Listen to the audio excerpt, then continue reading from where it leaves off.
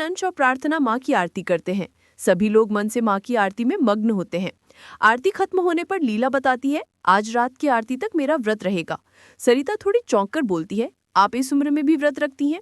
लीला बोलती है, मैं कोई इतनी भी बूढ़ी नहीं हुई हूँ जो व्रत ना रख सकूं। व्रत हमारे तन और मन दोनों के लिए फायदेमंद होता है।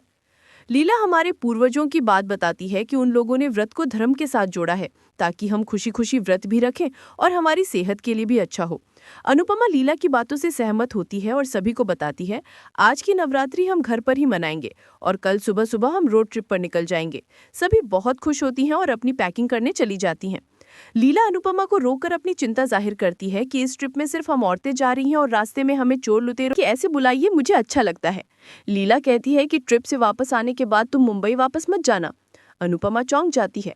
लीला कहती है कि तुम देविका के लिए यहाँ रुक जाओ, भगवान भी यही चाहते हैं, इसीलिए तुम्हें रुकने के इतने कारण दे रहे हैं। लीला कहती है कि प्रार्थना भी प्रेग्नेंट है, मैं ये सब अकेले नहीं संभाल पाऊंगी। आज नवरात्रि है तो तुम देवी माँ के सामने मुझे वादा दे दो कि तुम यहीं पर रहोगी। चाहता है कि इस ट्रिप पर नई सहेलियां बनाए ताकि वो उनसे बातें शेयर कर सके। लेकिन ख्याति कंफ्यूजन में होती है। दूसरी तरफ लीला कहती है कि इस नवरात्रि पर वो देविका के लिए प्रार्थना करेगी। बाबूजी कहते हैं कि तुम्हें तो देविका पसंद नहीं थी। लीला कहती है कि मुझे समझ आ गया है कि देविका दिल की बहुत अच्छी है। बाबूजी कहते हैं कि खुशी से जीने के लिए माफी मांगना और माफी देना आना जरूरी है, क्योंकि जिंदगी का कोई भरोसा नहीं। ये सुनकर लीला परेशान होती है।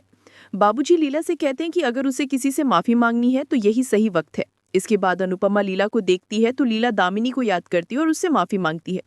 वो कहती है कि मैं मरने से पहले एक बार दामिनी से मिलना चाहती हूँ। अनुपमा ये सुनकर परेशान होती है। अनुपमा बाबूजी से पूछती है कि ये दामिनी कौन है। बाबूजी बताते हैं कि दामिनी और लीला बचपन की सहेली थी। शादी के बाद भी वो लीला के साथ रही थी, लेकिन अचानक एक दिन इन दोनों में बहुत बड़ा झगड़ा हो गया और इन दोनों ने एक दूसरे से मिलना जुलना भी बंद कर दिया। अब पता नहीं दामिनी कहाँ होगी। इधर लीला दुख कहता है कि मुझे खुशी है कि तुम सबके साथ जा रही हो, तुम्हें इस ब्रेक की जरूरत थी। राही कहती है कि मैं सिर्फ देविका मासी की खुशी के लिए जा रही हूँ। प्रेम कहता है कि मैं चाहता हूँ कि तुम अपनी खुशी के लिए भी जाओ। जब तुम वीडियो कॉल करो तो तुम्हारे चेहरे पर क्यूट सी स्माइल हो। प्रेम समझाता है कि रोड ट्रिप्स इंसान के लिए मेंटली, इमोशनली और स्पिरिचुअली रिचार्ज का काम करती हैं। राही कहती कि अगर तुम इतनी प्यारी बातें करोगे तो मुझे तुम्हें छोड़कर जाने का मन ही नहीं करेगा। तभी प्रेम मजाक में कहता है कि ऐसा मत करो, मुझे भी तो ब्रेक चाहिए। राही हैरान होती है। दोनों हंसने लग जाते हैं और गले मिलते हैं। प्रेम कहता है कि जल्दी से पैकिंग कर लो, कल तुम्हें जल्दी निकलना है। राही कहती है कि क्या माँ ट्रिप पर जाएगी? प्रेम कहता है कि माँ अभी भी गिल्ट में है, शायद वो नहीं जाएगी। प्रेम राही की पैकिंग में मदद करता है। दूसरी तरफ किंजल तोशु के ड्रामे को याद करती है और परेशान होती है। वो कहती है कि मैं बहुत सह चुकी हूँ, तोशु से उम्मीद करना ही बेकार है। किंजल इस ट्रिप से नई शुरुआत की उम्मीद करती है। दूसरी तरफ पाखी सोचती है कि मेरे लिए ये ब्रेक बहुत ज़रूरी है। अपने आप को दुखी करने से अच्छा है कि मैं बाहर निकलकर एंजॉय करूं। वो अपने बैग, लेकिन मुझे और देविका को उसकी बकेट लिस्ट पूरी करनी है। हम खुद से मिलने के लिए इस ट्रिप पर जा रहे हैं। वो प्रार्थना करती है कि जिस तरह सब खुशी खुशी जा रहे हैं उसी तरह सब वापस आ। अनुपमा ट्रिप के लिए एक्साइटेड होती है। आने वाले एपिसोड में देखने को मिलेगा कि अनुपमा नवरात्रि मनाती है और अनुज को याद करती है। इसके बाद सभी ट्रिप के लिए निकलते हैं। ख्याति और मीता भी उनके साथ शामिल होती हैं।